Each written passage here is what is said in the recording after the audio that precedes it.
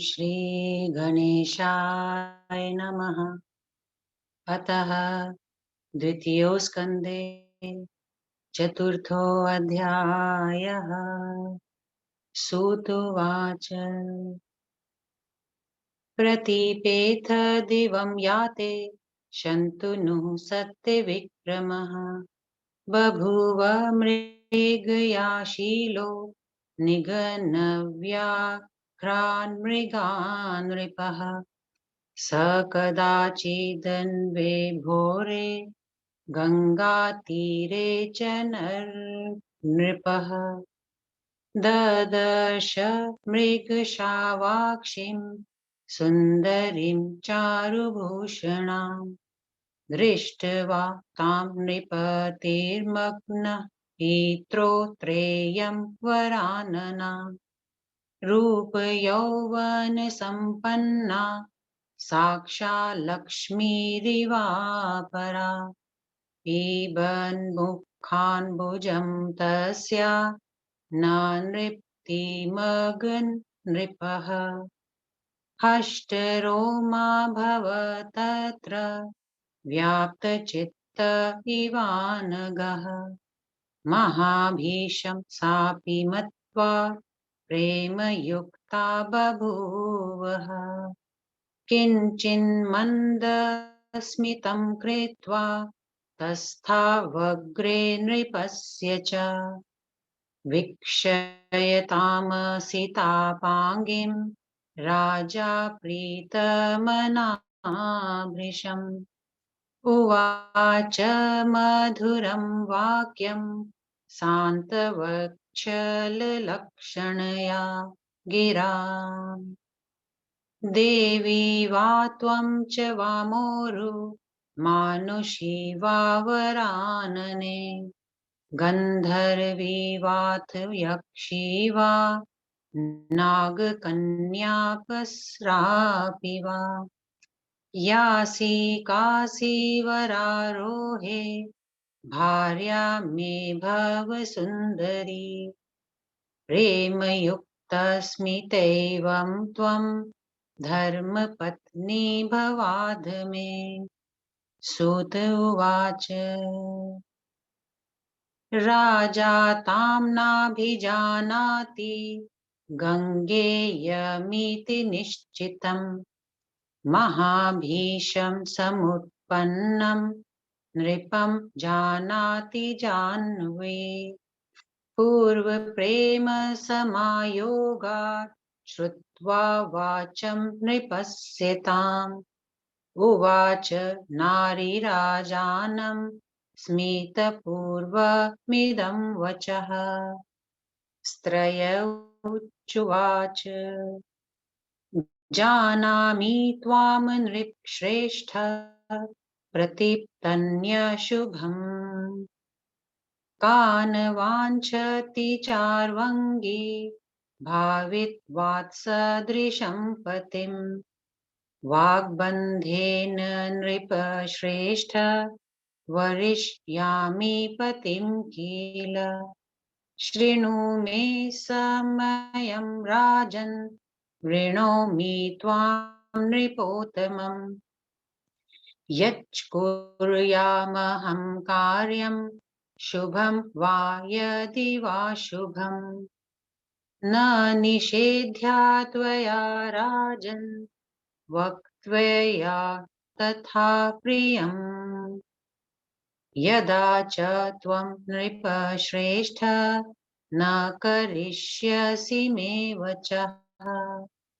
तदा मुक्त्वा गमिष्यामि यथेष्टं देशमारिष स्मित्वा जन्मवसूनासा प्रार्थनापूर्वकं हृदि महाभीषस्य प्रेमाथ विचिन्तयैव न च जाह्नवी तथेक्त्वाथ सदा देवी चकार नृपतिं पतिम् एवं वृता नृपेणाथ गङ्गा मानुषरूपिणी नृपस्य मन्दिरं प्राप्ता सुभगा वरवर्णिनी नृपतिस्तां समासाध चिक्रीडोपवने शुभे सा पीतं रमयामास भावज्ञा वै वराङ्गना न बुबोध नृपः क्रीडन् गतान् वर्षगणानथः स तया मृगशावाक्ष्या शच्चया शतक्रतुर्यथा सा सर्वगुणसम्पन्ना सोऽपि कामविचक्षणः रेमाते मन्दिरे देव्ये रमा नारायणावि एवं गच्छति काले सा दधार नृपतेस्तदा गर्भं गङ्गावसुं पुत्रं सुषुवे चारुलोचना जातमात्रं सुतं वारि चिक्षेपैवं द्वितीयके तृतीयेऽथ चतुर्थेऽथ पञ्चमे षठ एव च सप्तमे चाहते पुत्रे राजा चिन्तापरोऽभवत् किं करोम्यघवंशो मे कथं स्यात् सुस्थितोर्भुवि सप्तपुत्रा हता नूना मन्नया पापरूपया निवारयामि यदि माम त्यक्त्वा यास्ति सर्वथा अष्टमोऽयं सुसम्प्राप्तो गर्भो मे मनसीप्सितः न वारयामि चेदध सर्वथेयं जले क्षिपेत् भवितावान् वाचाग्रे संशयोऽयं ममाद्भुतः सम्भवेऽपि च दुष्टेयं रक्षयेद्वा न रक्षयेत् एवं संशयिते कार्ये किं कर्तव्यं मयाधुना वंशस्य रक्षणार्थं हि यतनः कार्यः परो मया ततः काले यदा जातः पुत्रोऽयमष्टमो वसुः मुने येन हता धेनुर्नन्दिनी स्त्रीजितेन हि तं दृष्ट्वा नृपतिः पुत्रं तामुवाच पतन्पदे दासोऽस्मि तव तन्वङ्गी प्रार्थयामि शुचिस्मिते पुत्रमेकं पुषाम्यज्ञ देहि जीवितमद्ध मे हिंसिताः सप्तपुत्रा मे कर घोरु त्वया शुभाम् अष्टमं रक्ष सूक्ष्मोणि पतामि तव पादयोः अन्यद्वै प्रार्थितं तेघं ददाम्यथ च दुर्लभम् वंशो मे रक्षणीयोऽघ त्वया परमशोभने अपुत्रस्य गतिर्नास्ति स्वर्गे वेदविदो विदुः तस्मादह वरारोहे प्रार्थयाम्यष्टमं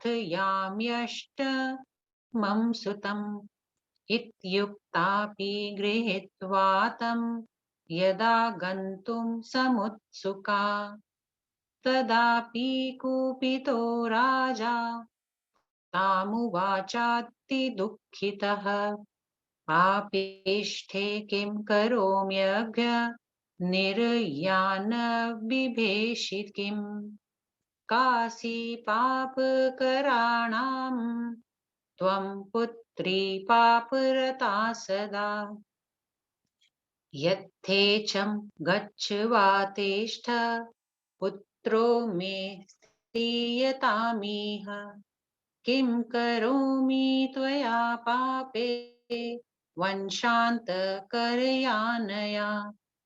एवं वदति भूपाले सा गृहीत्वा सुतं शिवम् सा गृहीत्वा सुतं शिशुम् गच्छन्ति वचनं कोप संयुक्ता तमुवाचः पुत्रकामासु तं त्वेनं पालयामि वने गता समयो मे गमिष्यामि वचनं हन्यथा कृतम् गङ्गां मां वै विजानीहि देवकार्यार्थमागताम् वसवस्तु पुरा शप्ता वसिष्ठेन महात्मना व्रजन्तु मानुषीं योनिं स्थितां चिन्तातुरास्तु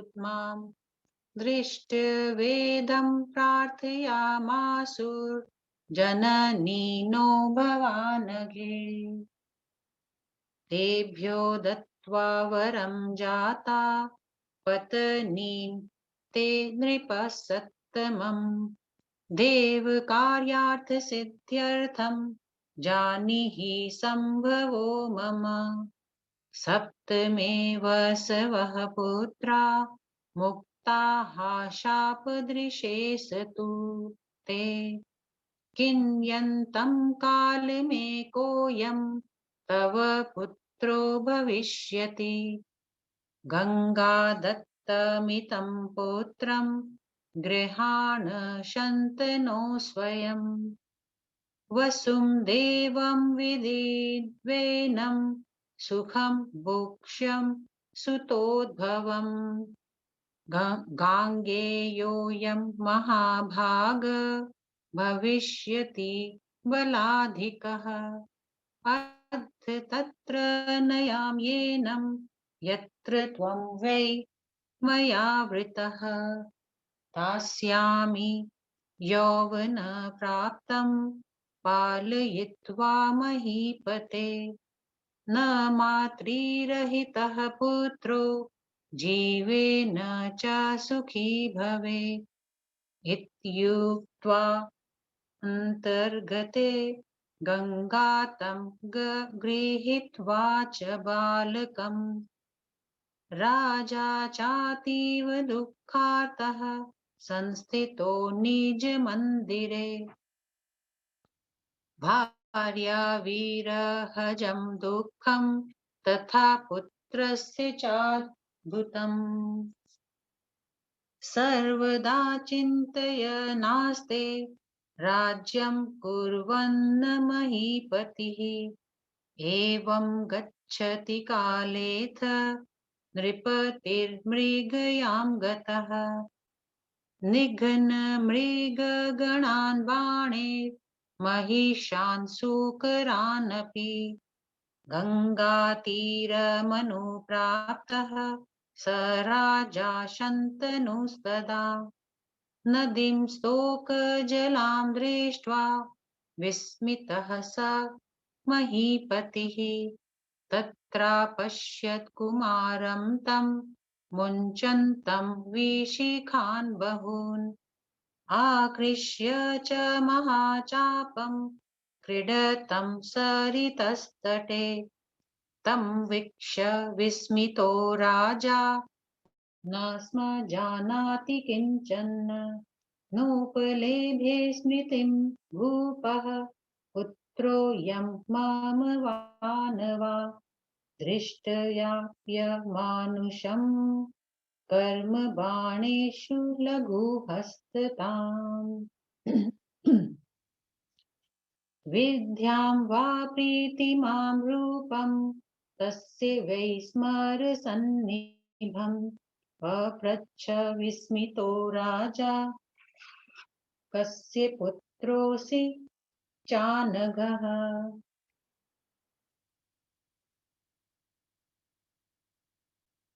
नोवाच किञ्चिदीरोऽसौ मुञ्चच्छीलिमुखानथः अन्तर्धानं गतः सोऽथ राजा चिन्तातुरोऽभवत्। कोऽयं मम सूतो बालः किं करोमि व्रजामि कम्। गङ्गां तुष्टाव भूपालः स्थितस्तत्र समाहितः। दर्शनं सा ददौ चाथ चारुरूपा यथा पुरा। दृष्ट्यां तां चारु सर्वाङ्गीं बभाषे नृपतिः स्वयं। कोऽयं गङ्गे गतो बालो मम त्वं दर्शयाधुना। गङ्गोवाच पुत्रोऽयं तं राजेन्द्र रक्षितश्चाष्टमो वसुः। ददामि तव हस्ते तु गाङ्गेयोऽयं महातपाः। कीर्तिकर्ता कुलस्यास्य भविता तव सुव्रतः। पाठितस्त्वखिलान् वेदान् धनुर्वेदं च शाश्वतम्। वसिष्ठस्याश्रमे देव्ये संस्थितोऽयं सुतस्तव। सर्वविद्याविधानज्ञः सर्वथार्थकुशलः शुचिः। यद्वेद जामदत्योनौ सौदवेदायं सुतस्तव। गृहाण गच्छ राजेन्द्र सुखी भव नराधिप। इत्युक्त्वा अन्तगद्देह गङ्गा दत्त्वा पुत्रं नृपाय वै। नृपतिस्तु मुदा योक्तु बभूवाति सुखान्वितः। समालिङ्ग्य सुतं राजा समाघ्राय च मस्तकम्। समारोप्य रथे पुत्रं स्वपुत्रं स प्रचक्रमे। गत्वा गजाह्वयं राजा चकारोत्सवमुत्तमम्। दैवज्ञं च समाहूय पप्रच्छ च शुभं दिनं। समाहत्य प्रजाः सर्वाः सचिवांस वशः शुभान्। यौवराजेथ गाङ्गेयं स्थापयामास पार्थिवः। कृत्वा तं युवराजानं पुत्रं सर्वगुणान्वितं। सुखमास स धर्मात्मा न सस्मार च जाह्नवीयम्। सुत उवाच एतद्दः कथिं सर्वं कारणं वसुशापजम्। गाङ्गेयस्य तथोत्पत्तिं जाह्नव्याः सम्भवं तथा। गङ्गावतरणं पुण्यं वसूनां सम्भवं तथा। यः शृणोति नरः पापान् मुच्यते नात्र संशयः। पुण्यं पवित्रमाख्यानं कथितं मुनिसत्तमाः। यथा मया श्रुतं व्यासात् पुराणं वेदसंहितं। श्रीमद्भागवतं पुण्यं नानाख्यानकथान्वितं। द्वैपायन मुखोद्भूतं पञ्चलक्षणसंयुतं। शृण्वन्तां सर्वपापान् शुभदं सुखदं तथा। इतिहासमिमं पूर्णं कीर्तितं मुनिसत्तमाः। इति श्रीदेवी भागवते महापुराणे द्वितीयस्कन्धे चतुर्थोऽध्यायः। चौथा अध्याय हिंदी अनुवाद। मृत्युलोक में अष्ट वसुओं का जन्म। सूत जी बोले, हे ऋषिवृंद, महाराज प्रतीप के दिव्यांग हो जाने पर सत्य पराक्रमी महाराज शंतनु बांधों और मृगों का शिकार करते करते मृगया प्रिय हो गए। एक समय गंगा तटवर्ती प्रदेश में घूमते हुए राजा को मृग के बच्चे जैसी आंखों वाली एक स्त्री दिखलाई दी। वह उत्तम आभूषण पहने थी। उसे देखकर राजा शंतनु को ख्याल आया कि यह सुंदरी वही है जिसके विषय में पिताजी ने मुझे आदेश दिया था, क्योंकि यह तो साक्षात दूसरी लक्ष्मी के समान रूप यौवन संपन्न नारी है। उसके मुख कमल का सौंदर्य रसामृत पान करते हुए राजा तृप्त नहीं हो सके। हर्षातीर रेख से उनके रोए खड़े हो गए और उनका चित्त उसी स्त्री में उलझ गया। वह स्त्री भी राजा शंतनु को महाभीष समझकर आसक्त हो गई और मंद मंद मुस्कुराती हुई उनके आगे जा खड़ी हुई। उस शयान मनई उस शयान में उस श्याम नयन सुंदरी को देखकर राजा शंतनु बहुत प्रसन्न हुए और सुंदर शब्दों से सांत्वना देते हुए मीठी मीठी वाणी में बोले, हे जंगे, हे वरानने, तुम कोई देवी हो अथवा कोई मानुषी हो? तुम कोई यक्ष कन्या या अप्सरा तो नहीं हो? हे वरारोहे, चाहे जो हो, किंतु हे सुंदरी, अब तुम मेरी पत्नी बन जाओ। मेरी इच्छा है कि प्रेममयी मुस्कान के साथ मौन भाषा में तुम मेरी रानी बनकर स्वीकार कर लो। सूत जी बोले, राजा शंतनु उसे नहीं पहचान सके कि वह गंगा है, किंतु गंगा जी ने पहचान लिया कि ये रूपांतरित राजा महाबीर भी है। पूर्वकालीन प्रेमवश राजा शंतनु के वचन सुनकर वह स्त्री तनिक मुस्कुरा कर कहने लगी। स्त्री बोली, हे नृपश्रेष्ठ, मैं यह जानती हूँ कि आप महाराज प्रतीप के पुत्र हैं। संयोगवश प्राप्त अपने अनुरूप पति को कौन सुंदरी नहीं चाहती। हे राजन, मैं कुछ बातों के लिए वचनबद्ध करके ही आपको अपना पति बनाऊंगी। हे महाराज, यदि मेरी शर्तें आप मान ले तो मैं आपको पति रूप में वरण कर लूंगी। हे राजन, मैं अच्छा या बुरा जो भी काम करूं, आप मुझे ना रोके और ना कोई अप्रिय बात कहें। हे नृपश्रेष्ठ, जब आप मेरी बात न मानेंगे तभी मैं आपको छोड़कर जहां जी चाहूंगी चली जाऊंगी। गंगा जी ने यह सोचा कि अष्ट वसुओं ने मेरे गर्भ से जन्म पाने की प्रार्थना की थी और राजा महाभीष ने भी ब्रह्मलोक में प्रेम प्रदर्शन किया था। राजा शंतनु के तथास्तु कहने पर गंगा जी ने उन्हें अपना पति बना ली। अब गंगा जी स्त्री का रूप धारण करके राजा शंतनु की भार्या बन चली। कुछ ही देर बाद वह सौभाग्यवती सुंदरी महाराज के राजमहल में जा पहुंची। राजा शंतनु भी उसे देखकर सुंदर उपवनों में उसके साथ विहार करने लगे। मनोभाव जानने में निपुण वह सुंदरी भी उनको रमण कराने लगी। ऐसा करते हुए बहुतेरे वर्ष बीत गए, किंतु राजा को कुछ मालूम नहीं पड़ा। जैसे इंद्र शची के साथ विहार करते थे, ठीक उसी प्रकार काम शास्त्र के विज्ञ राजा शंतनु भी उस मृगशावाक्षी तथा सर्वगुण संपन्ना पत्नी के साथ विहार कर रहे थे। जिस प्रकार लक्ष्मी जी के साथ विष्णु भगवान वैकुंठ में रमण करते हैं, उसी प्रकार वे दोनों दिव्य महलों में रमण करते थे। इस प्रकार कुछ समय बीतने पर गंगा जी ने गर्भ धारण किया और यथा समय उस सुनयनी ने वसु को पुत्र रूप में जन्म दिया, किंतु उन्होंने उस बच्चे को उठाकर तत्काल जल में फेंक दिया। द्वितीय पुत्र होने पर भी उन्होंने ऐसा ही किया। इसी प्रकार उन्होंने अपने गर्भ से उत्पन्न तीसरे, चौथे, पांचवें, छठे और सातवें पुत्र को भी उठा उठाकर जल में फेंक दिया।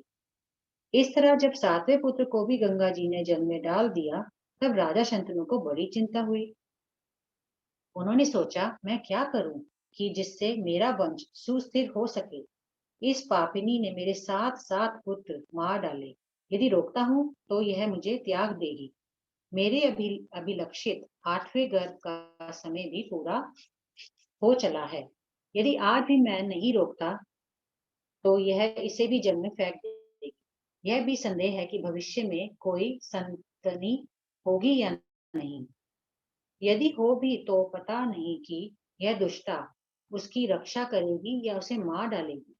इस संशय की स्थिति में क्या करूं? वंश की रक्षा के लिए कोई यत्न करना ही होगा। तदंतर स्वयं आने पर जब वह अष्ट वसुधौ पुत्र रूप में उत्पन्न हुआ, जिसने अपनी स्त्री की प्रेरणा से महामुनि वशिष्ठ की नंदिनी गौ की चोरी की थी, उस पुत्र को देखकर राजा शंतनु गंगा जी के पैरों पर गिर पड़े और कहने लगे, हे तवंगी, मैं तुम्हारा सेवक हूँ। हे शुचि स्मिते, मैं तुमसे प्रार्थना करता हूँ। मैं इस पुत्र को जीवित रखना चाहता हूँ। इसे देखकर तुम मुझे जीवन दान दे दो। हे कर भौरव, तुमने मेरे साथ सुंदर पुत्र को मार डाला है, किंतु इस आठवें पुत्र की रक्षा करो। हे शोभन नितंबे, मैं तुम्हारे पैरों पड़ता हूँ। हे परम रूपवती, इसके बदले तुम मुझसे जो मांगोगी मैं वह दुर्लभ वस्तु भी तुम्हें दूंगा। अब जैसे भी हो, तुम मेरे वंश की रक्षा करो। विद्वानों का कहना है कि निपुते मनुष्य की गति नहीं होती। इसी कारण हे सुंदरी, मैं इस आठवें पुत्र की याचना करता हूँ।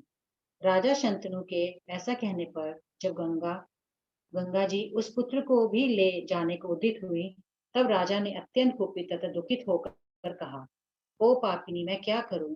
क्या तुम नरक से भी नहीं डरती? आखिर तुम है ही कौन? पापियों की पुत्री तो पापिनी ही होगी। तभी तो तू सदा मेरे पाप कर्म में लगी रहती है। अब तुम भी चाहो वहां जाओ या यहाँ, किंतु यह पुत्र रहेगा ही। अरे पापनी, अपने वंश का अंत करने वाली तुम डाइन को रखकर भी मैं क्या करूंगा? महाराज शंतनु के ऐसा कहने पर गंगा जी ने उस नवजात शिशु को ले लिया और जाते जाते बड़े क्रोध से बोली, इस पुत्र को भी रखना इस पुत्र को भी मैं जीवित रखना चाहती हूँ, किंतु मैं इसे वन में ले जाकर पालूंगी। मेरा अपना समझौता भंग हो गया, क्योंकि आपने इसके विपरीत व्यवहार किया है, इसलिए अब मैं चली जाऊंगी। हे राजन, मैं गंगा जी हूँ और देवताओं का काम करने के लिए यहाँ आई थी। महात्मा वशिष्ठ ने आठों वसुओं को शाप दिया था और उनमें से कहा था कि तुम सब मनुष्य योनि में जाकर जन्म लो। तब चिंतातुर होकर अष्टवसु मेरे पास आए और प्रार्थना की कि हे अनघे, मृत्यु लोक में चलकर तुम मेरी माता बनना। सो हे नृप सत्तम, उन्हें वरदान देकर मैं आपकी पत्नी बनी। आप यह समझ लीजिए कि देवताओं की कार्य सिद्धि के लिए ही मैंने जन्म लिया था। 8 में से 7 वसु उन महर्षि वशिष्ठ के शाप से छुटकारा पा चुके हैं। ये 8वां वसु कुछ समय तक आपके पुत्र रूप में विद्यमान रहेगा। हे महाराज शंतनु, मुझ गंगा के दिए हुए पुत्र को आप लीजिए। इसे अष्ट वसु समझते हुए आप पुत्र सुख प्राप्त कीजिए। हे महाभाग, मुझ गंगा के द्वारा उत्पन्न यह गांगे बड़ा बलवान होगा। आज इसे मैं वहां ले जा रही हूँ जहां मैंने पति रूप में आपका वर्ण किया था। हे राजन, वहां ही मैं इसे पालूंगी और जब तक यह जवान होगा तब आपको दे दूंगी, क्योंकि माता के बिना पुत्र न जीता है और न सुखी रहता है। ऐसा कहकर तथा उस बालक को लेकर गंगा जी अंतर्ध्यान हो गई और अतीब दुखार्त राजा शंतनु अपने भवन में ही रह गए। अब महाराज शंतनु स्त्री तथा पुत्र के वियोग जनित कष्ट का चिंतन एवं शासन कार्य करते हुए समय बिताने लगे। कुछ समय बाद राजा शंतनु मृगया के वन में गए। वहां विविध वन पशुओं, भैंसों तथा सूकरों को अपने बाणों से मारते हुए गंगा जी के तट पर जा पहुंचे। उस नदी में बहुत थोड़ा जल देखकर महाराज शंतनु बहुत आश्चर्य में पड़ गए। वहां ही उन्होंने देखा कि एक बालक धनुष की डोरी खींच खींच कर बहुतेरे बाणों की वर्षा कर रहा है। उसे देखकर राजा शंतनु बहुत विस्मित हुए, किंतु उन्हें पहचान नहीं सके। महाराज को यह भी स्मरण नहीं रहा कि यह मेरा पुत्र है या नहीं। उस बालक का अमानुषिक कर्म, बाण चलाने में हस्त लाघव, असाधारण विद्या और कामदेव के समान सुंदर रूप देखकर विस्मित राजा ने उस बालक से पूछा, हे निर्दोष बालक, तुम किसके पुत्र हो? किंतु वह वीर बालक कुछ न बोलकर बराबर बाण छोड़ता हुआ अंतर्ध्यान हो गया। अब राजा शंतनु की चिंता और बढ़ गई। उन्होंने सोचा कि कहीं ये मेरा पुत्र ही तो नहीं है। अब मैं क्या करूं और कहाँ जाऊं? वे वहां ही खड़े खड़े शांत चित्त से गंगा जी की स्तुति करने लगे। उस स्तुति से प्रसन्न होकर गंगा जी ने पहले ही के समान सुंदरी बनकर उन्हें दर्शन दिया। सर्वांग सुंदरी गंगा जी को देखकर राधा शंतनु बोले, हे गंगे, यह बालक कौन है और कहाँ चला गया? आप इसे बुलाकर मुझको दिखा दें। गंगा जी ने कहा, हे राजेंद्र, वह आपका ही बालक है। पुत्र रूप में मैंने अष्टम वसु को पाला है। उस महातपस्वी गांगेय को मैं आपको सौंपती हूँ। हे सुव्रत, वह बालक आपके कुल की कीर्ति बढ़ाएगा। मैंने उसे सब वेदों तथा चिरस्थायी धनुर्विद्या की शिक्षा दी है। अब विद्याओं का विधान जानने वाला और सब बातों में निपुण आपका पुत्र वशिष्ठ के दिव्य आश्रम में शिक्षित हुआ है। जिस विद्या को जमदग्नि तन्ने परशुराम जानते हैं, उसे यह भी जानता है। हे राजेंद्र, नराधीप, आप इसे लेकर सुखी हो। ऐसा कहकर और वह पुत्र राजा को देखकर गंगा जी अंतर्ध्यान हो गई। उसे पाकर महाराज शंतनु बहुत आनंदित और सुखी हुए। उन्होंने उसे छाती से लगा लिया, माथा सूंघा और रथ पर बिठाकर अपने नगर चले गए। हस्तिनापुर में पहुंचकर राजा ने बहुत बड़ा उत्सव मनाया और ज्योतिषियों को बुलाकर मुहूर्त पूछा। उन्होंने सब प्रजाजनों तथा मंत्रियों को बुलाकर गांगेय को युवराज पद पर बैठा दिया। इस प्रकार सर्व गुणान्वित पुत्र को युवराज बनाकर धर्मात्मा महाराज शंतनु बहुत प्रसन्न हुए और अब उसे गंगा जी की भी संधि नहीं रह गई। सूत जी बोले, हे मुनिगणों, इस प्रकार मैंने वसुओं के शाप का वृतांत बताया है। उसके साथ ही गंगा जी तथा गांगेय की उत्पत्ति का विवरण भी कह दिया है। जो मनुष्य इस गंगा अवतरण तथा वसुओं की उत्पत्ति की कथा को सुनता है, वह सब पापों से मुक्त हो जाता है। इसमें कुछ भी संशय नहीं है। हे मुनि सत्तम, पुराणों तथा वेदों के समान आदरणीय यह पुनीत उपाख्यान जैसा कि व्यास जी के मुख से सुना था, वैसा ही मैंने आप लोगों को सुना दिया है। यह श्रीमद् देवी भागवत पुराण बड़ा ही पवित्र है। विविध कथाओं से परिपूर्ण, दैपन्य व्यास जी के मुख कमल से निस्पृत तथा सर्ग प्रतिसर्ग आदि पुराणों के पांचों लक्षणों से संपन्न है। जो लोग इसे सुनते हैं, उनके सब पाप नष्ट हो जाते हैं, उनका सर्वथा कल्याण होता है और उन्हें सुख मिलता है। हे मुनि सत्तम गण, इस प्रकार मैंने आपको यह पुनीत इतिहास कह सुनाया है। इति श्री देवी भागवते महापुराणे द्वितीय स्कंदे भाषा टीकायां चतुर्थो अध्यायः। ओम श्री दुर्गा देव्यै नमः।